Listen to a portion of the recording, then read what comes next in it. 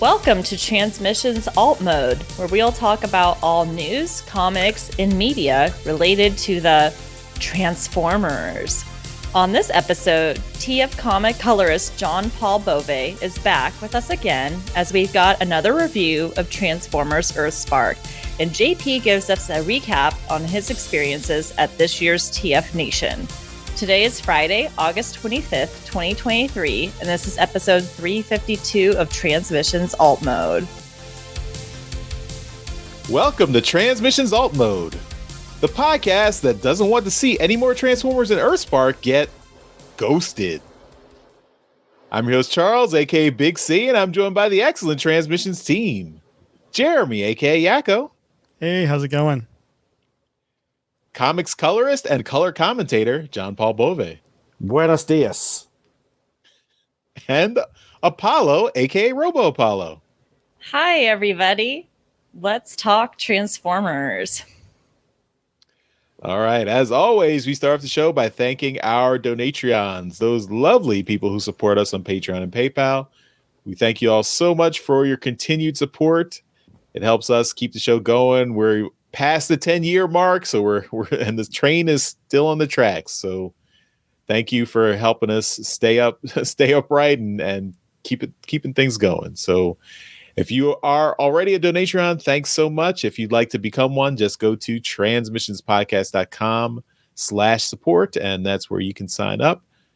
Of course, you get lots of perks with that. You get bonus content. You get entrance into all of our contests automatically. You get to watch us record the show live if you want to every Sunday, and you get some merchandise at the higher levels too. So lots of good stuff. Stay tuned. Check out the toy show for more information on that secret bonus tier that JP is a part of. We've got all the info on that. Speaking, That's my clue. Speaking of bonus content, you can check out all the episodes of our bonus show, We Like Big Bots, done by Daryl and Dr. Pants. And they talk about all the giant Transformer toys they've picked up and their love for them. They've got 10 episodes up there on our Patreon page. All our Donatrons have access to that. More will be coming soon this fall when they get back into recording new episodes. So we'll look forward to that. And we've also got bonus shows for our Transformers Live Play RPG podcast, Empire of Rust. This week we had episode 108, Screamer Sees the Stars. And this is the penultimate episode in season 2 of Empire of Rust. So we've got one more episode after 108. And you had the bonus uncut version this week that came out on Monday, and you should already have access to it if you are a Donatron.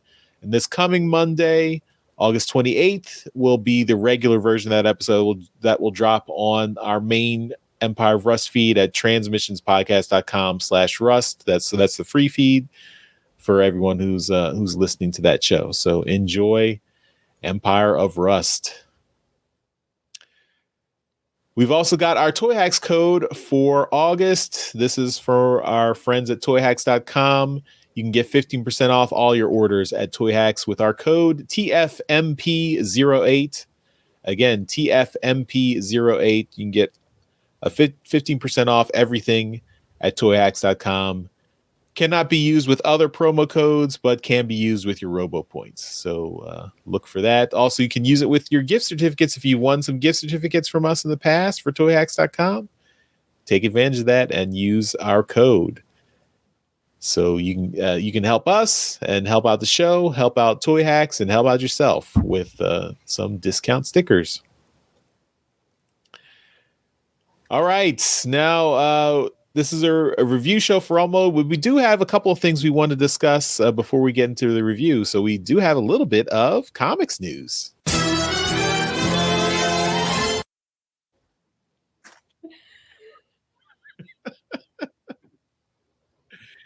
Again, if you're not watching the video for this week's episodes of Transmissions and Transmissions Alt Mode, you're missing out.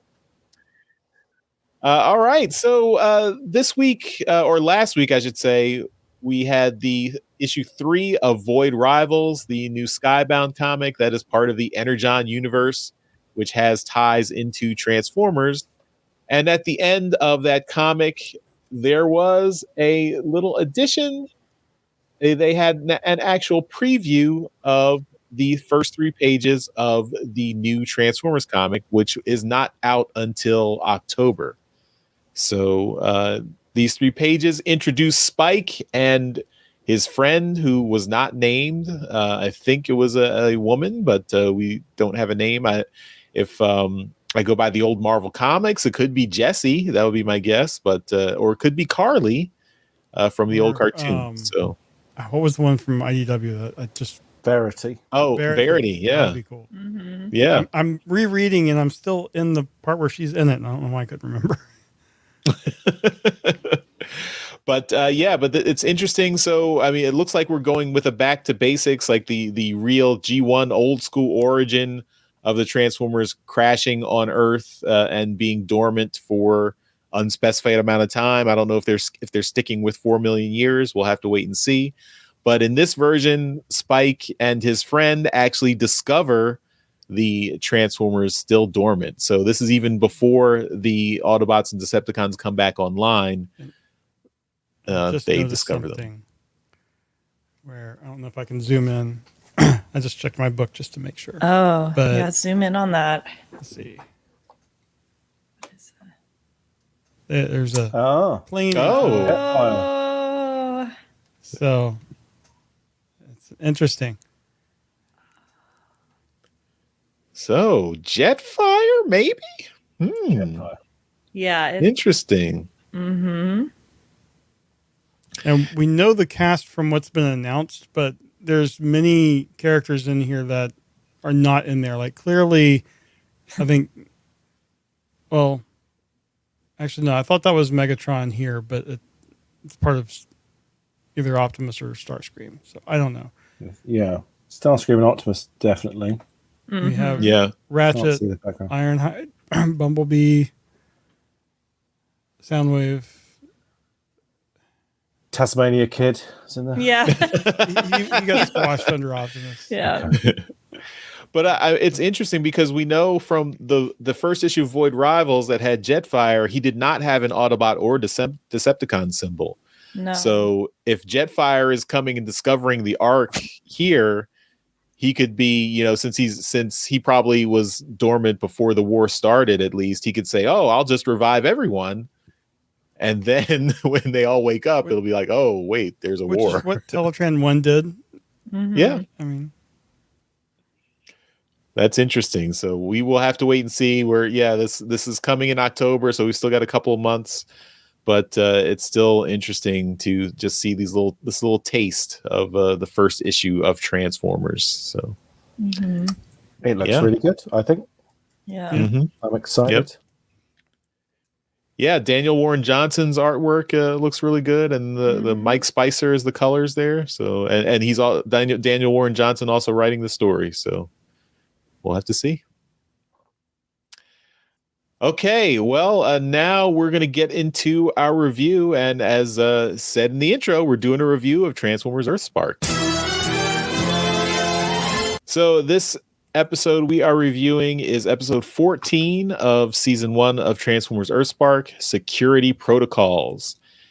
And this episode is a very heavily Bumblebee focused episode and very interesting. Again, we're getting a little bit a tidbit of what this like post-war Transformers universe is in EarthSpark, where Bumblebee was best friends with Breakdown before the war. They fell out on opposite sides during the war, but now after the war, they're friends again. So very interesting. We don't get too much details as to how that all shook out for them, but I would love to get the backstory on Bumblebee and Breakdown and their relationship, and Breakdown specifically mentioning he's a Stunticon, of course, which is nice little callback. He looks very like G1 animation model in this design of Breakdown here. So I wonder if they're going to make an EarthSpark toy of this Breakdown figure, but Yeah, this was an interesting episode. So this is written by Lauren Williams, directed by J.J. Conway, and this is as I said, very, very heavily Bumblebee focused episode, to the point where all the other Transformers in the show are kind of pushed to the sideline for most of the Literally. episode. Yeah. Yeah. They're locked in a room. Yeah.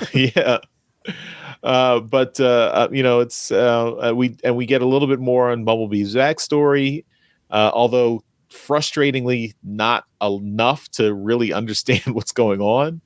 So just a quick summary, and this is getting into spoilers here. So if you haven't watched these episodes yet, you should really watch this before you listen to this review, because we're going to talk about the whole thing. So it starts off just with some ghost agents tracking down Bumblebee's tire treads. Apparently, every time Bumblebee changes his alt mode, he doesn't change his tire treads, which I don't really understand why would you do that? But whatever, Bumblebee. You're really attached to those tires, I guess. That's so.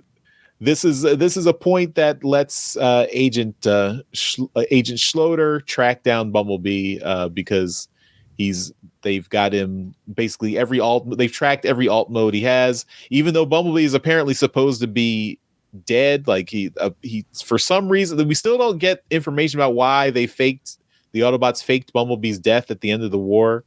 I think they just said he went missing. Okay, so I don't really understand why he's the Autobot that has to go missing. And then of course, now that they found him, the ghost agents are, well, you went rogue, but why did he go? He hasn't really done anything. So why is he rogue? I don't really understand the status quo here. Like, Decepticons and Autobots, are they allowed to just roam free on Earth, or do they have to like register? Is there like a Transformer Registration Act or something that they have to like maintain with Ghost? Like, I don't know why Optimus Prime and Megatron are Ghost, and Elita 1 are Ghost agents, but every other Transformer is apparently being hunted by Ghost. So it's a little confusing. But that's not really in this episode. We don't even see Optimus Prime, Megatron in this episode. It's really very, very heavily on Bumblebee and him avoiding Ghost. Since Agent Schloter is tracking down Bumblebee, since Bumblebee's, of course, is hiding out as Alex Malto's car. Schloter, of course, doesn't come to that conclusion. He comes to the conclusion that Bumblebee copied Alex's car, and that's why they're using the Malt. They want to basically use the Maltos to track down Bumblebee. That brings them to that race, and the reason Bumblebee is racing is because he's trying to look for his friend Breakdown, because after the war, Breakdown has been off the grid, so he's trying to track him down and reconnect with him. And he does find Breakdown in this race here, but of course the Maltos are like, well, if you keep doing this, you're exposing yourself, and you're going to get caught eventually, which happens in this episode. So we have this Bumblebee and Breakdown race. Of course, the entire audience for the racetrack is ghost agents. But Bumblebee has an energon suppressor, so when he's in car mode, he can't be tracked. But Breakdown doesn't have this technology. I don't think any other Transformer has this technology. And Breakdown says, "Hey, if you win this race, or if I win this race, let me use your energon suppressor." And they agree to that. But of course, that we never get to that fruition, because the race is interrupted. The ghost agents track down. Since they scan Bumblebee. But since he has that energon suppressor, he doesn't show up as a Transformer. And then also Dot Malto serves as his driver, because she comes out and says, "Hey, yeah, this isn't Bumblebee in disguise. This is actually our car, because we just use it for racing." And Dot secretly is a race car driver for some reason. Sure. But that doesn't. that fools them temporarily, but then Ghost's little tracking device actually tracks down Breakdown because he doesn't have that energon suppressor and he's right next to Bumblebee. So they just say, hey, the arrow's pointing to this car over here, so this must be a Transformer. Breakdown transforms and it causes then the Ghost agents are all activated. They're trying to chase him and they gets into a firefight. There's lots of destruction. A sign is about to get knocked down, and then Dot sees this and says, okay, Bumblebee, you got to break your cover, because if you don't, the sign is going to fall and kill all the Ghost agents. So he transforms, and then the secret is out. It's Bumblebee and Breakdown are getting hunted. Of course, none of the Ghost agents, thank Bumblebee for saving their lives when he's holding up the sign. They just start shooting at him, which I'm like, okay, he's holding that thing above your head. If you shoot at him, he's going to drop it on you, but they don't consider that. I don't know. The Ghost agents are not they don't think long term, I guess. But Bumblebee manages to throw the sign down, and then there's a lot of fighting. Breakdown and Bumblebee team up. They're fighting the Ghost agents. They're trying to get away. Lots of big things happen. The Breakdown actually he basically uses himself as a diversion to give Bumblebee a chance to escape. So Bumblebee is, of course, sad about this, of his friend giving him the chance to escape, and then Breakdown gets himself caught. So that's sad. And also Bumblebee's cover is blown now, so Bumblebee has to go on the run too. He can't go back to the Maltos house because they know he's their car. Of course, Agent Slaughter still thinks the Maltos were deceived as well, so he doesn't want to question the Maltos any further. His sister, though, is not convinced, who's the head of the Ghost Agency. But Slaughter's like, no, they're fine. We're supposed to be tracking down rogue Decepticons. We don't harass humans, which I'm getting the sense that this is a like a U.S. immigration allegory here. So I thought that was interesting. And so they don't harass the Maltos anymore. But this is the upside, is Bumblebee can no longer stay with the Maltos. So all the Terrans are on their own now.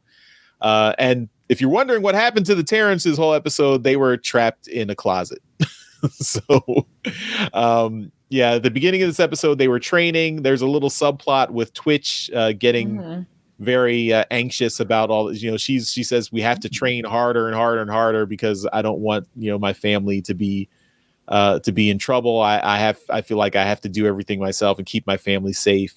And there's a little heart to heart about that, about Twitch realizing that it's not all on her. She doesn't have to do everything alone.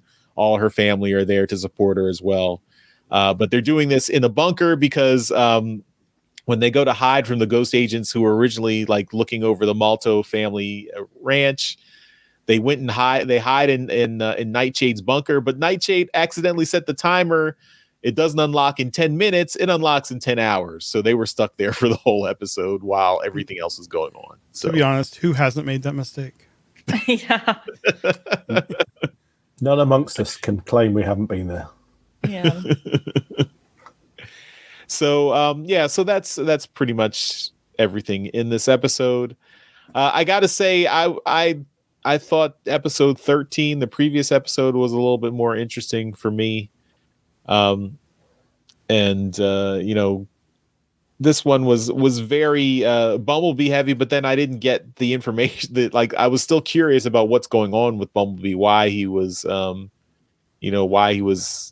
still being a fugitive. But I did think it was interesting to have Breakdown and Bumblebee have this relationship.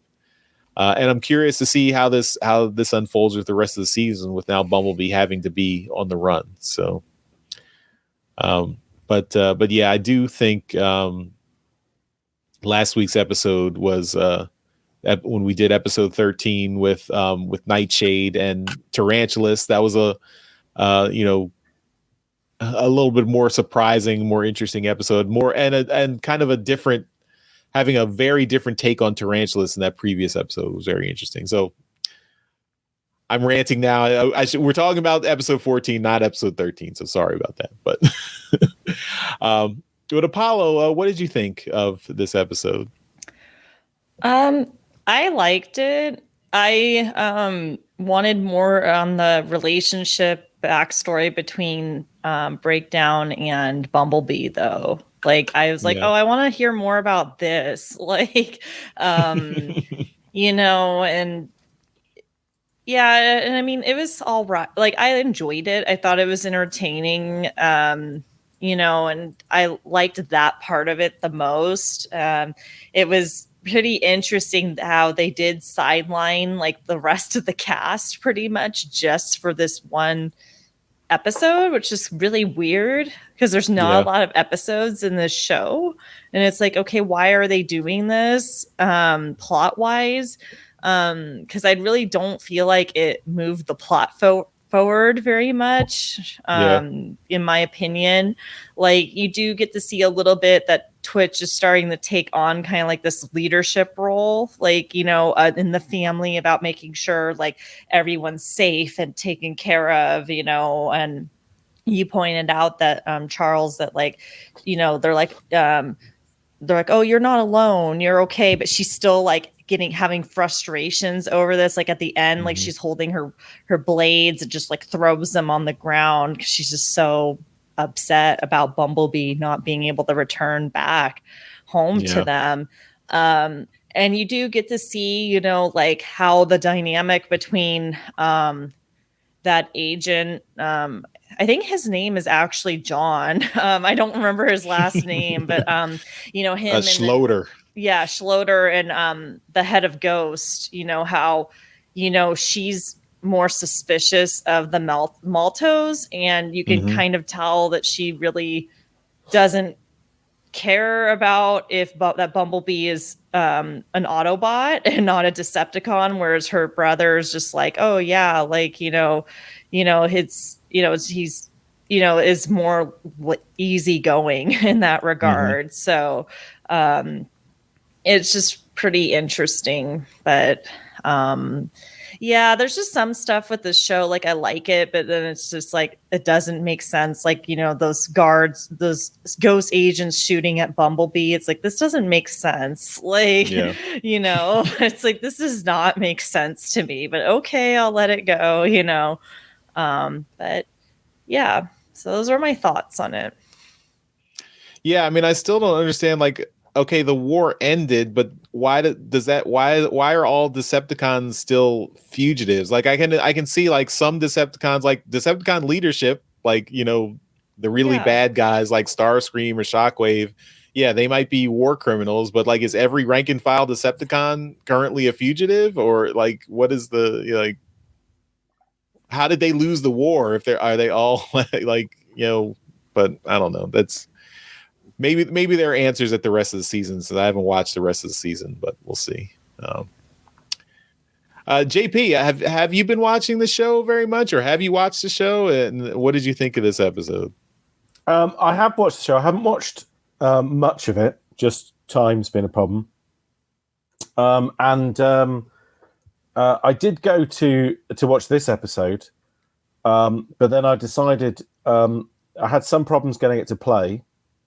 So what I've done instead is I've watched the first 30 minutes of The Secret of My Success, the 1987 film starring Michael J. Fox, which I have a lot of thoughts about.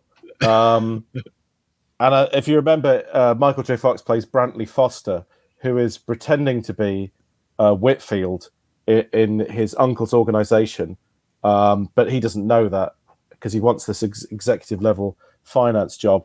And there's some very funny scenes where Michael J. Fox has to keep getting changed in the elevator between the mailroom, which is his real persona, and being Whitfield, where he has to change into a suit, and he keeps getting caught by his secretary. So I felt I remember this movie. Yeah, I felt that was very relevant to this discussion, and it also features a young Helen Slater, just 3 years after her turn as Supergirl. So, okay, thank you for that commentary. I figured I could talk to you about this episode, which I very much enjoyed. But everyone was going to talk about it, and I just wanted to do something different. So, for those of you at home, it's a bit like Working Girl, if you've seen Working Girl. It's kind of like the comedy version of Working Girl, because Working Girl's more of a drama. And that's also very relevant to this episode. I felt some of the themes were very similar. All right, Jeremy, have you watched Teen Wolf? You want to tell us about that? I haven't seen Teen Wolf in decades. But you have seen The Secret of My Success. I have. When you were describing it, I also was remembering Yes. the elevator scenes. And that's just the first 30 or so minutes. Just think of what you could enjoy if you watch the whole thing. Really, anything with Michael J. Fox is very good. There's an incredibly uncomfortable scene where his aunt seduces him, which does feel like it would fit in the Transformers universe that Bay created. But also with Michael J. Fox. Was there a Romeo and Juliet mother? Thankfully, she wasn't related by blood, so that's how they got out of that one. But in Back to the Future, his mother seduces him. This is true. Maybe there's something about Michael J. Fox that relatives just find really sexy. Yeah. But I also did watch this episode. I didn't have problems getting it to play. I enjoyed it, but like Charles, I think it wasn't as strong as the previous one. I thought shoehorning most of the cast into a locked room was kind of one of the more obvious ways to get, to focus on a set number of characters. And, usually I think episodes are a little more subtle about doing that. But I enjoyed seeing the breakdown stuff, and my recollection of breakdown on TV goes back to the Prime series, which is a completely different breakdown. And then when he said Stunticon, I just remembered, oh yeah, he was actually a G1 character. But I thought the model looked great. Voice was great. And it's just, it's so interesting getting the little tease of a backstory pre-war where they were friends. And I just want more of that. I want the meat on those stories. So I don't know if we're going to get it.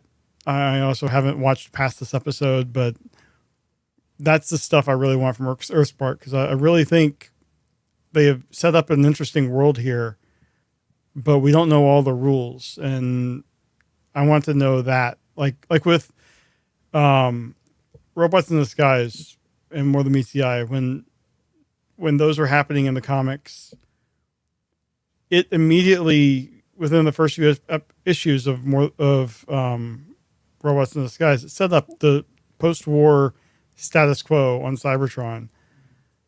And then they were free to go wherever they went with the stories. And I just think we have just the bare minimum of what's going on. And I want to see the rest of that. And also, other than that, I loved seeing the racing stuff. The action was fun. Having everyone in the audience be a ghost member is a great way to save on your animation budget. Yes. Just copy and paste the assets. But yeah.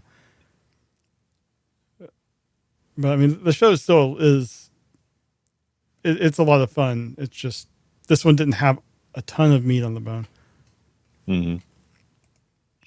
I think maybe the reason they sidelined all those characters was to get the big action scenes in the show. Maybe they needed to save on animation. They had to sideline all those characters so that they could focus on those the ghost agents. Who was the voice actor for Breakdown?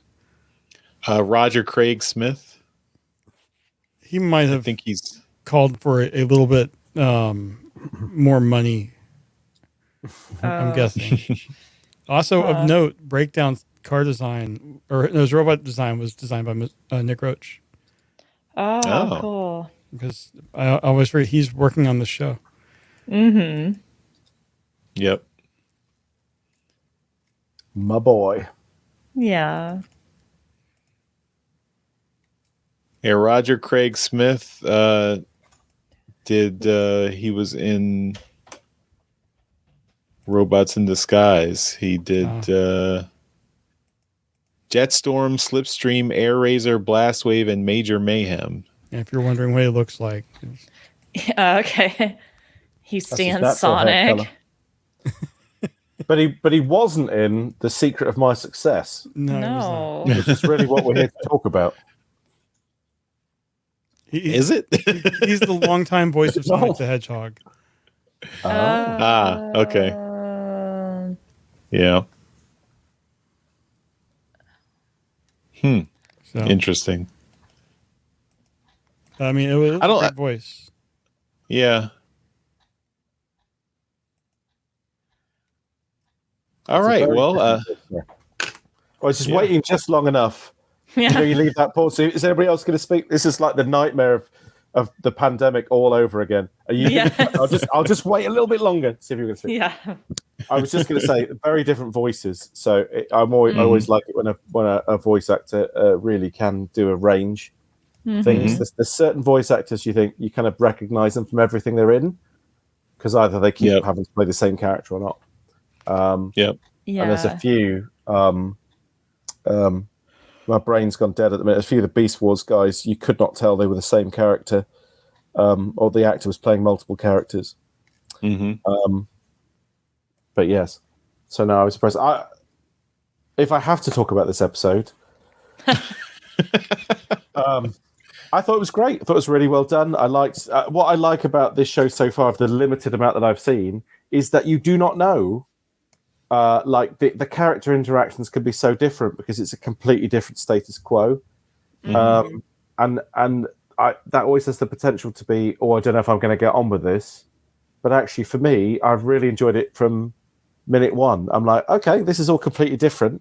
I don't know how people interact or what their relationships are to one another, but I'm interested to find out. And I felt that with this episode as well. I've missed a few before this, so I didn't know if I had the similar questions, but I didn't know if that was because I'd missed some of the things that went before. But yeah, I really liked their interplay. I liked the way that he kind of sacrificed himself at the end. Again, different dynamic for a Decepticon doing that for an Autobot and all that good stuff. And yeah, it's got I don't know. I think it's really good, and I think it's got a lot of potential as well. And I as it has come up, I'm always just super unbelievably excited that Nick is contributing to this world. Yeah. So he's amazing as a person and an artist, and it's really good to see one of us having those opportunities. So I'm in it for the long haul, which is also a Transformer. Awesome. Yep. All right, well, that's our review of Transformers EarthSpark episode 14, Security Protocols. Now we will finish up the show with a recap of TF Nation. All right, JP, well, you were the only one of us lucky enough to go to TF Nation a couple weeks ago. So could you give us a little recap? I mean, you don't have to go into too much detail, but what did you see? who did you run into? What kind of any fun stories you had?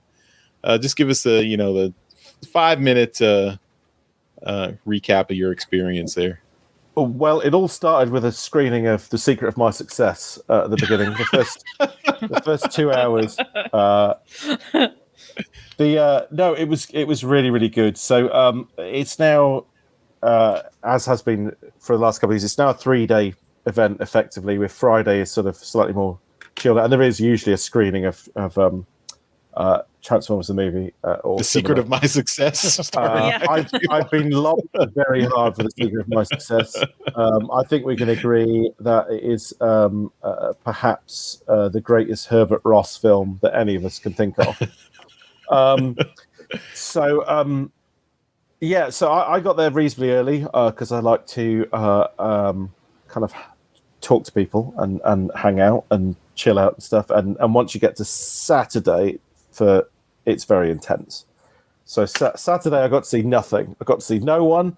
It was flat out, but it was lovely. So they had Sue Blue, and they had May Cat, and the man's name escapes me at the minute. Did the voice of Bumblebee in Cyberverse, I think.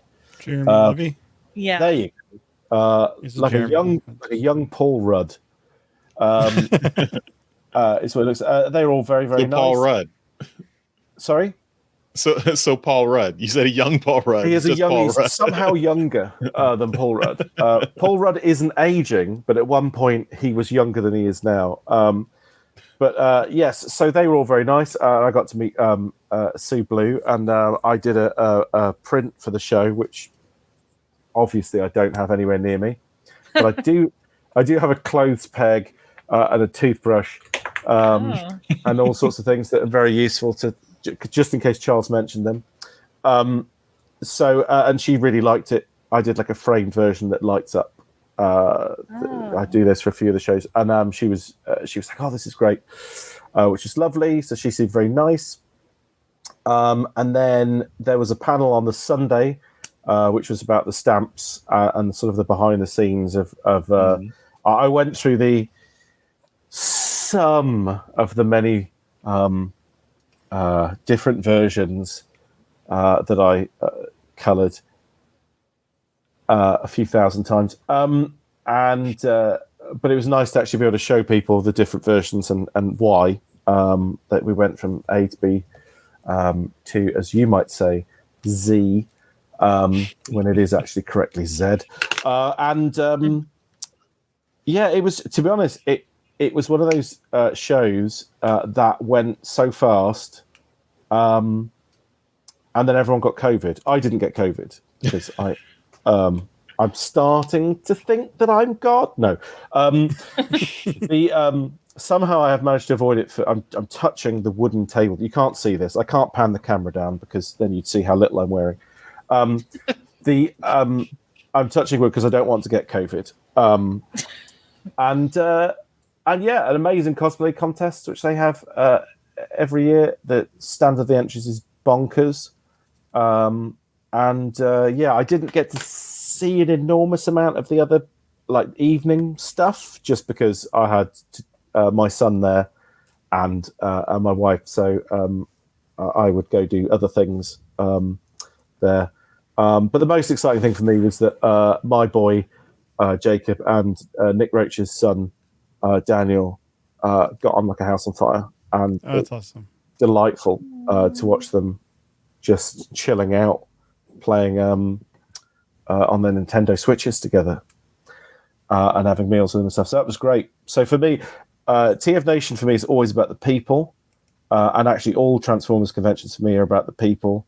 I love so many people, an enormous amount, and getting to see them is wonderful, and there's always not enough time and whatnot. And that's why I want to get back out to the Americas, because it has been entirely too long since I've seen a lot of my friends out there, and some of you I've never met. Yeah, we've known you for how long?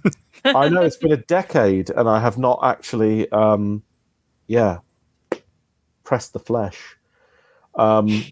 So at some point I'll get back out there and make it happen.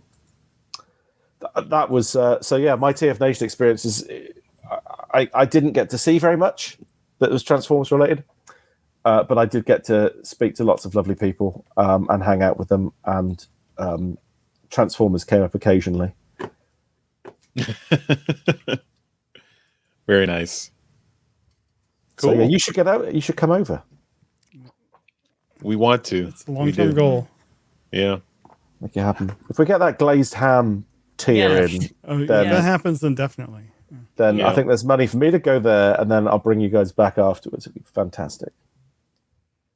So glazed ham tier, everyone. Yeah. We'll spring for a new ham even. Yeah. I think we could probably afford it. Have you actually? Yeah. You should set up a $10,000 glazed ham level. Yeah. Someone out there will do it. I'm certain. You never of it. know. No, because then they will want a refund on it. Once I bought that ham, it's too late. I'm committed. Can't take a ham back. No. This isn't communist China.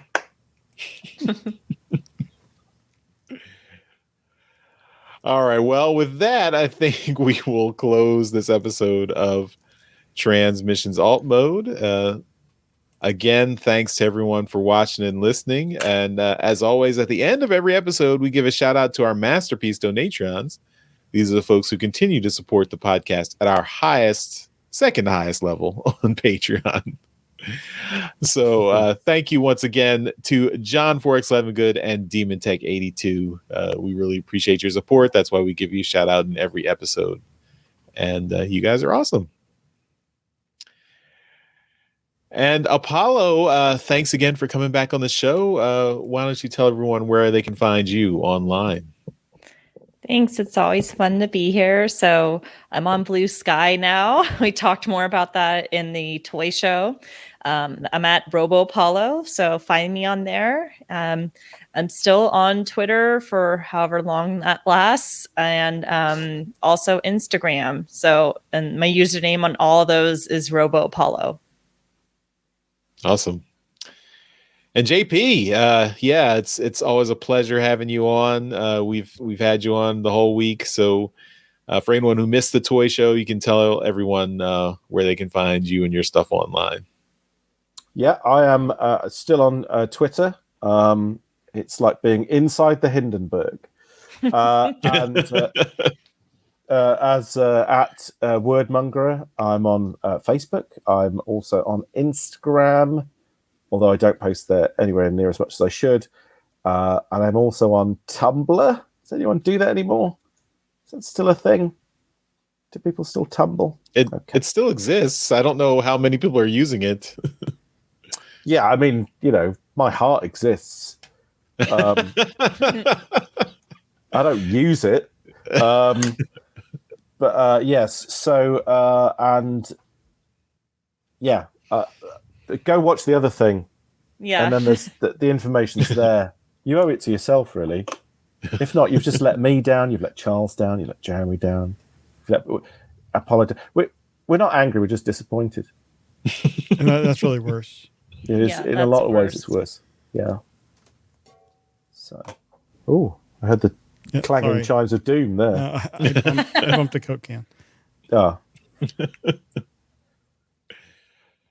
All right, everyone. Well, again, thanks for watching and listening, and we will see you next time.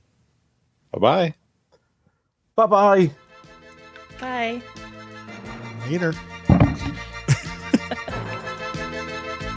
Thank you for listening to this episode of Transmissions. If you'd like to join the conversation, travel to our Discord channel at transmissionspodcast.com/Discord.